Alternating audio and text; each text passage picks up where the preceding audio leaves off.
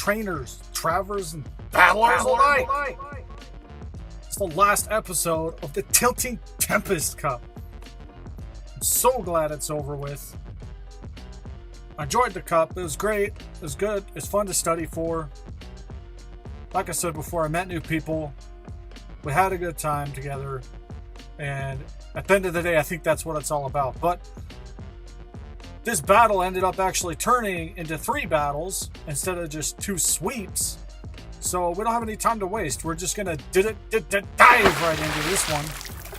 We're going straight in. Look, we have a common denominator. And I'll bring this up later. But you notice right on the left-hand side, with Mr. Jon Snow there, the Jon Snow in the flesh, he's got a Tropius. Bruh. I'm shaking in my boots.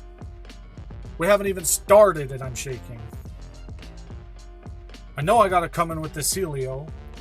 Not just because he's the spam master, but because the Tropius scares the crap out of me.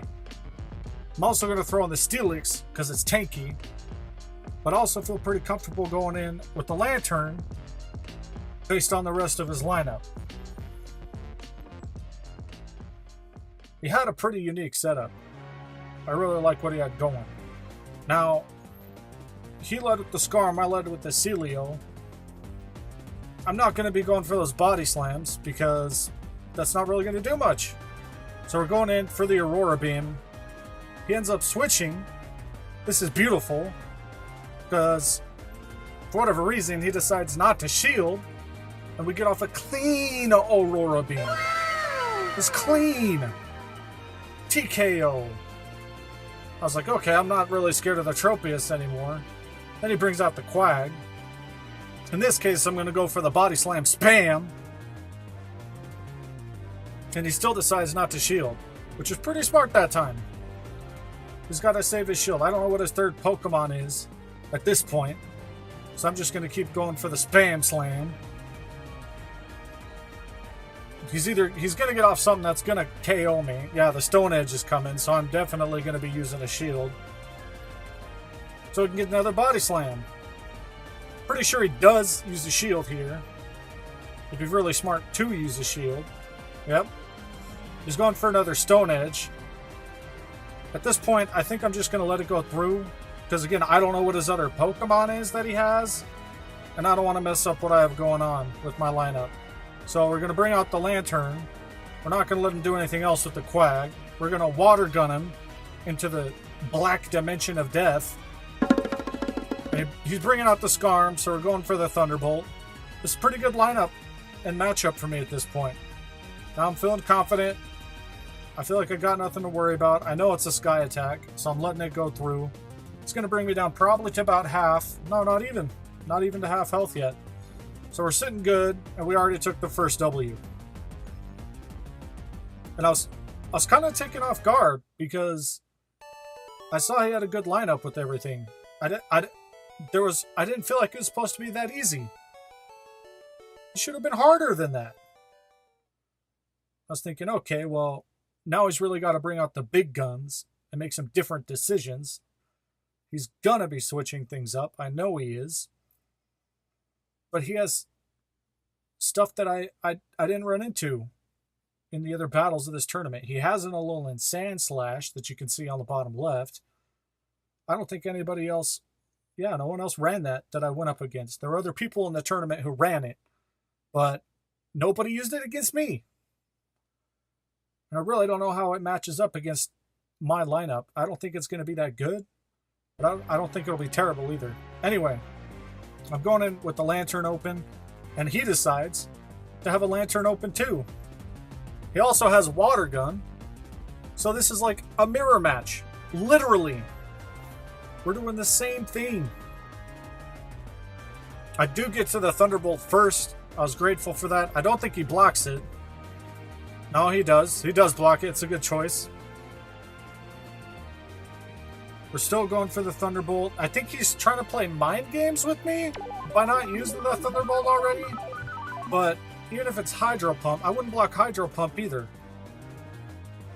So I'm just going straight for the Thunderbolt. I'm not trying to play any games with him. It's a mirror match. There's no need to play games. We're both pretty much sitting at the same health. I decide I'm gonna use the shield at this point. I don't want what I have left of my lantern to just go to waste. I want to see if I can take out his lantern and get something off on the next Mon.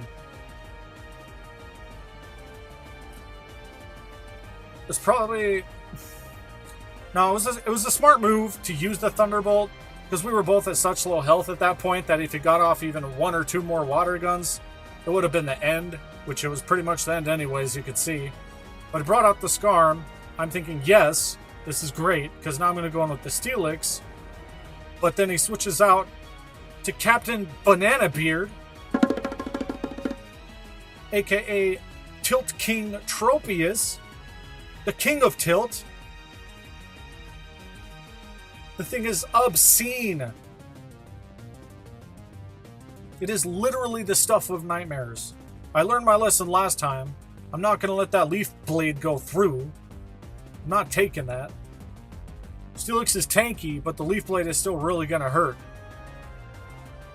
Going for the Crunch. Seeing if I can get another one off. I do. I end up getting off another Crunch. Do a little bit of work on the Tropius. That thing is also a tank, though. That's the problem. Is it has Razor Leaf, Leaf Blade, and it's a tank. I know Steelix is going down, but Leaf Blade is too strong. Steelix can't take it. So I'm bringing out the Celio. I know Celio's going to take care of the Tropius. It's not going to be a problem anymore. And I don't want to use a Body Slam right off the bat, because I know he's got that Scarm coming out. So I'm saving up for that Aurora Beam. Here's another close match. Now, I feel like I still perform pretty well, even though I did bad in the tournament. I feel like I performed pretty well because most of my matches even the matchups that I lost, ended up being pretty close at the end. This one was a clear victory for him. He had the Flash Cannon. It was really smart to run that. But yeah, we took a loss. So right now, Jon Snow in the flesh is sitting at 1 win. I'm sitting at 1 loss. And things are getting down to the nitty gritty. I don't know how I feel about things. I'm getting a little flush because now I'm getting a little nervous. Round 1, we won. Round 2, we won again. We swept them.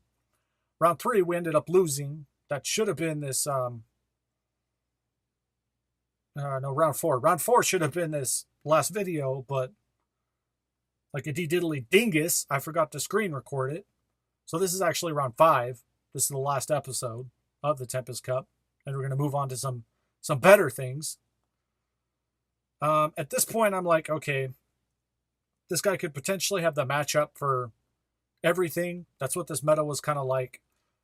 So I basically end up using the same thing. I just led with Scarm. I didn't want to switch up too much. I just wanted to have a different lead. Seeing if we can change my fate with a different lead. And we had a beautiful open.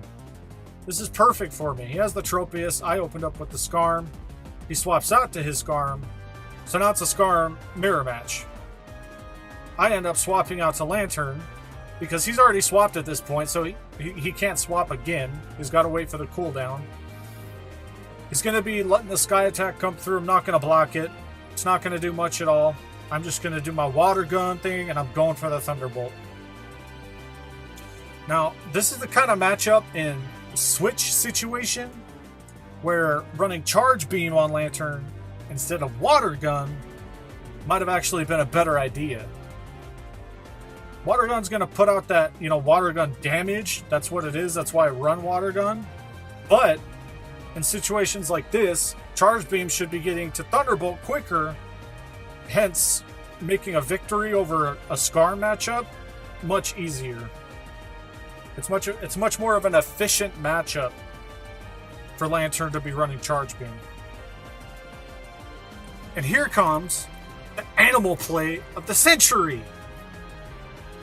Why did I do that? Switch out to Scarm? When Lantern comes out? Dude! Bruh. You're choking! Look at me! I feel like such a dingus!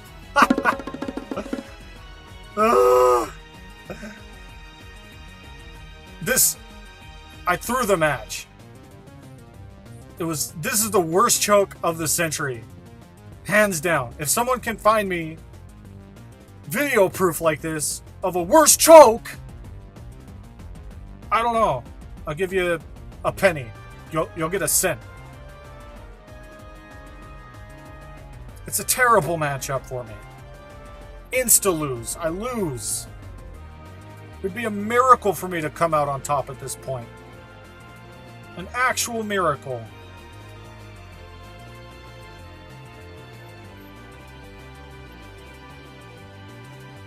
It's a straight loss. I have to laugh at myself. It's the only way to make light of this situation. The Thunderbolt basically destroys my Celio. We're able to powder snow the Lantern out of here. And we got an Aurora Beam. Waiting for Tropius here, the King of Tilt. AKA Captain Banana Beard. And look how close this is. Another close ending. The Razor Leaf buff is too strong. It's Garbo. You took an L. But that is what it is. Thanks again to the Sylph team for all the hard work you do. Moving forward, we're going to be looking into some Kingdom Cup stuff so we can be a little more proactive. Now, I wanted to show you the results of the tournament here. See all the matches. This is a pretty good turnout. Last time for the Twilight Cup, we only had 12. This time we had 22, so that's great. See the first match here. We ended up taking the dub on that. Now you can see the matches moving forward, the different players' progressions through the different matchups, obviously. If you played in the tournaments, you know what this looks like. But that one hurt, and that's also the one that we missed. I'm sorry about that, man. I don't know why I forgot to do the screen recordings, but this is the one you guys just watched. This was the top guy here, the guy who won. He had a pretty interesting lineup. Some people were kind of shocked that he took first place with the lineup that he had. And it was really interesting. He was running some stuff that I thought about running, but I ended up deciding no. Things like Alolan Graveler felt like they could have clutch situations, but they also, they felt too squishy. So here he is, WX30 Ben. Congratulations, man. You took the W. See here, he's got Altaria, Alolan Graveler, Banana Beard, Alolan Sandslash, the Scarm Farm, and a Swampert. I like the Swampert choice. Mud Shot and Surf, that's a nasty combo, especially if you have a positive matchup. So yeah, he composed his team really well. I like what he has going on. But a common theme you can see amongst all these other teams, and by the way, all the teams that I lost against were running a Tropius. That was the common theme. So Tropius is truly the king of tilt. But moving forward again, we're going to be looking into the Kingdom Cup, because coming up this next month, very shortly, the theme for that is going to be Fire, Ice, Dragon, and Steel. Now, there's a lot of resources that different players will use competitively to compose their teams, to research ahead of time. Things like PvPoke, or if you're on Reddit, you can just keep an eye on the subreddit in the Sylph Arena. Different links for things like that I've put in the, I think in the descriptions now. So if you don't already have those things, the links are going to be in the description. Also, if you're not in tournaments and you want to participate in things like this, you don't have to pay anything. It's free to play. Come have fun. Come enjoy yourself. Come see what it's like. It is lots of fun. I really enjoy it. I put the link for the Discord for sylph.gg also in the description. But anyway, we're going to be looking at the Kingdom Cup moving forward. That's it for this one, guys. We'll see you in the next one. Peace out.